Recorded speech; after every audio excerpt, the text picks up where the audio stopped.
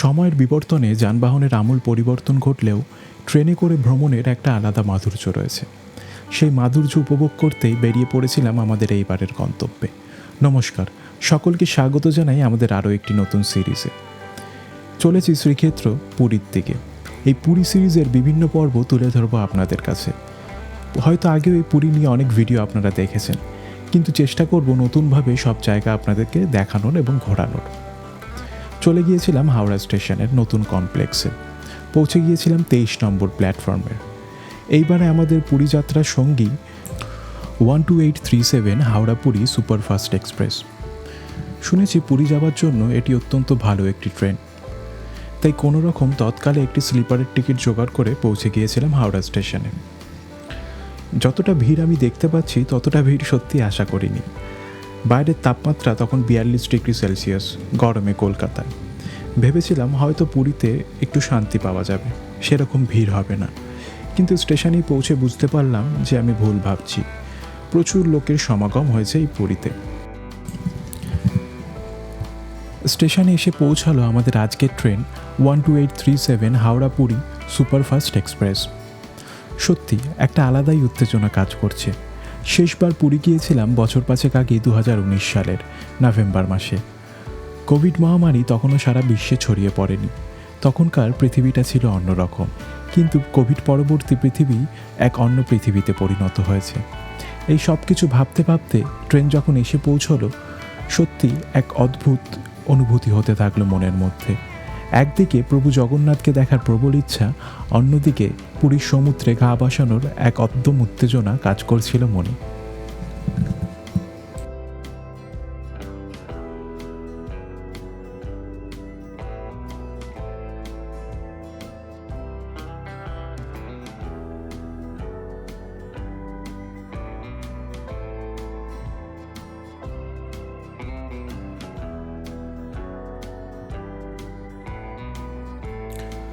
গরমের তীব্র দাবদাহ উপেক্ষা করে বিভিন্ন প্রান্ত থেকে লোকজন এসেছেন শ্রীক্ষেত্র পুরী যাওয়ার উদ্দেশ্যে।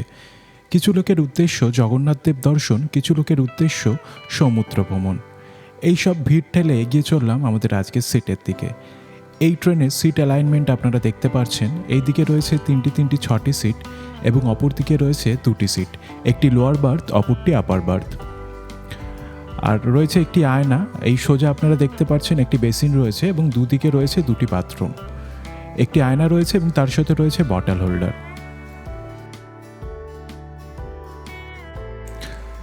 জয় জগন্নাথের নাম নিয়ে শুরু করলাম আমাদের আজকের যাত্রা। হাওড়া প্ল্যাটফর্ম ছেড়ে ট্রেন এগিয়ে চলল তার নিজের গন্তব্যের দিকে। স্টেশন ছেড়ে যখন এগোতে শুরু করলো তখন আর সেরম নার্ভাসনেস নেই। জীবনে প্রথমবার একা সোলো ট্যুর করছি, তো আবার ভিন রাজ্যে। খানিকটা ভয় তো করছিল, কিন্তু সময়ের সাথে সেসব যে কোথায় মিলিয়ে গেল পরে বুঝতেই পারলাম না।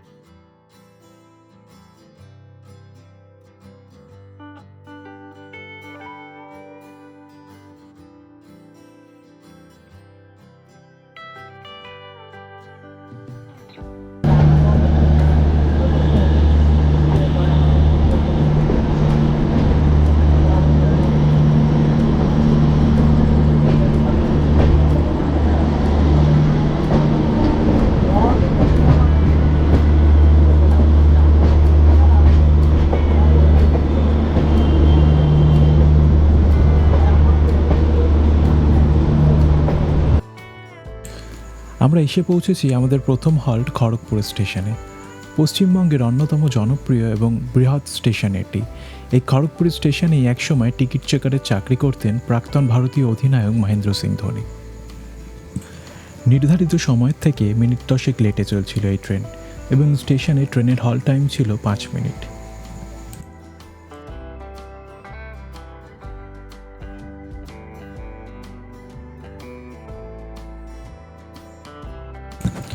এখন আমরা এসে পৌঁছেছি উড়িষ্যা রাজ্যের কটক জংশনে। এই কটকেই জন্মগ্রহণ করেছিলেন বিখ্যাত বীর বাঙালি বিপ্লবী নেতাজি সুভাষচন্দ্র বসু। পরবর্তীকালে সময় সুযোগ হলে ঘুরে দেখব এই কটক এবং প্রিয় নেতাজির সেই জন্মস্থান।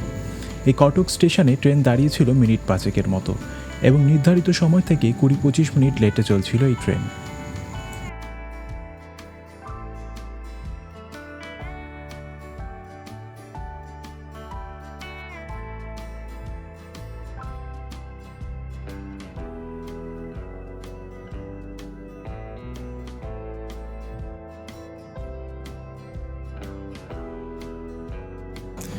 এখন আমরা রয়েছি উড়িষ্যা রাজ্যের রাজধানী ভুবনেশ্বরে। এখানে ট্রেন দাঁড়িয়েছিল মিনিট 5 মতো এবং ট্রেন তার নির্ধারিত সময় থেকে মিনিট 15-20 লেটে চলছিল। এই ভুবনেশ্বরকে উড়িষ্যার টেম্পল সিটিও বলা হয়। এই ভুবনেশ্বরে চারিদিকে ছড়িয়ে রয়েছে প্রচুর মন্দির। যাত্রা শুরু করেছিলাম পশ্চিমবঙ্গের হাওড়া স্টেশন থেকে এবং সকাল হতেই এসে পৌঁছলাম ভুবনেশ্বরে। গন্তব্য যত এগিয়ে আসছিল ততই ভালো লাগছিল এবং এক অদ্ভুত অনুভূতি কাজ করছিল মনের মধ্যে।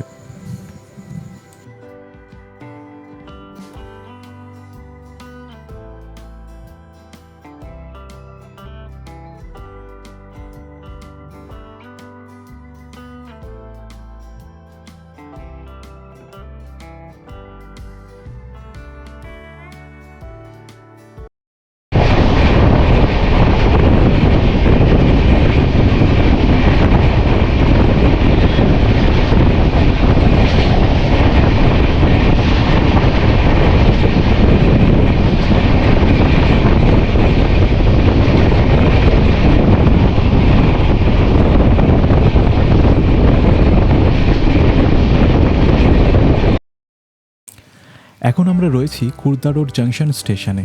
স্টেশনটা অত্যন্ত ভালো লাগলো আমার। স্টেশনের চারিপাশে প্রকৃতির একটা অদ্ভুত ছোঁয়া রয়েছে। এখানেও ট্রেন পৌঁছেছিল 20-25 মিনিট দেরিতে এবং ট্রেনের হল্ট ছিল মিনিট 5 মতো। আকাশে হালকা মেঘের ঘনঘটা থাকলেও কোনো রকম বৃষ্টির সম্ভাবনা ছিল না সেই দিন।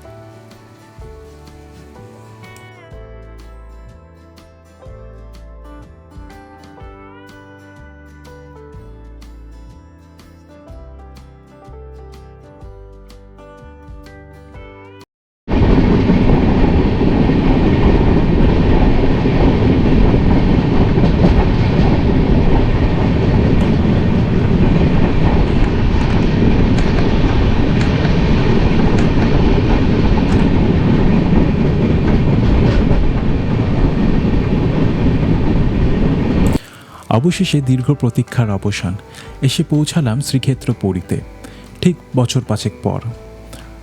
সত্যি এক অদ্ভুত অনুভূতি কাজ করছিল মনের মধ্যে। প্রথমবার একাকী এই ট্যুর, জানি না কেমন হবে। নানা রকম ইচ্ছে আগ্রহ নিয়ে অবশেষে এসে পৌঁছলাম পুরী। বহু লোকের ভিড়, বহু দর্শনার্থীর ভিড়, বহু ট্যুরিস্টের ভিড় এই স্টেশনে। স্টেশন ধরে এগিয়ে চললাম বাইরের দিকে।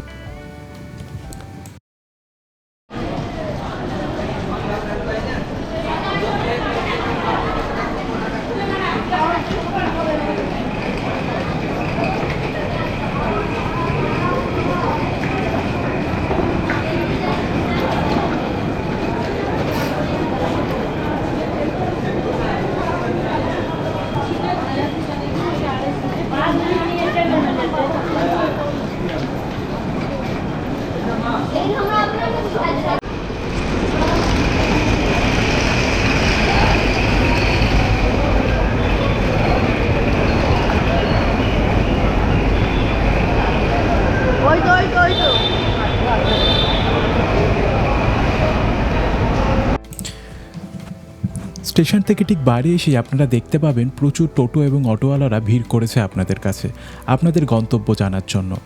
কিন্তু আমি আপনাদের পরামর্শ দেব, আপনারা এখান থেকে অটো নেবেন না, ভাড়া অত্যন্ত বেশি নেবে। আপনারা এই রাস্তাটা ধরেই এগিয়ে চলুন সোজা এবং এদেরকে অ্যাভয়েড করুন। সোজা এগিয়ে চলে আপনারা যদি কেউ একা থাকেন বা দুজন থাকে, সঙ্গে লাগেজ কম থাকে, আপনারা বাসে করেও যেতে পারেন, ঠিক আমার মতো। আর টোটো বা অটো নিলে আপনারা আরেকটু এগিয়ে চলে আসবেন একেবারে মোড়ে। ওই মোড় থেকে আপনারা টোটো বা অটো নিয়ে নেবেন। সেখান থেকে আপনার ভাড়াটা একটু কম পড়বে এবং অবশ্যই দরদাম একটু করে নেবেন।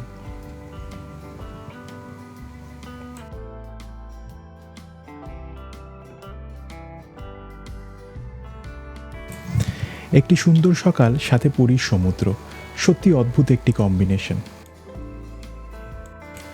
দেখা হচ্ছে পরবর্তী পর্বে। নতুনভাবে তুলে ধরবো এই পুরীকে আপনাদের সামনে। আমাদের সাথে থাকুন, দেখতে থাকুন। ধন্যবাদ।